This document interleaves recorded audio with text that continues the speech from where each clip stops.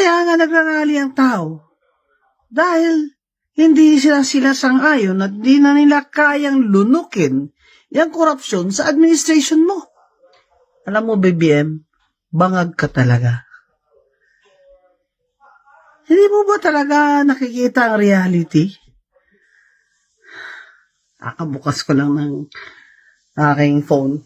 Kita ko yung message ni BBM sa atin. Imbis na mag-rally daw tayo, ay tumulong tayo sa ekonomiya. Putang ama. Alam mo, BBM, bangag ka talaga. Hindi mo ba talaga nakikita ang reality? Ikaw din ang gumawa dahil lahat ng crony mo nakapalibot sa'yo ay rumarakit at mga korap at hindi mo naman sila hinihinto. Number 1, ang pinsan mo, si Martin Luther King Romualdez. Yan mga galamay niya si Saldi ko, galamay lang yan ni Romualdez.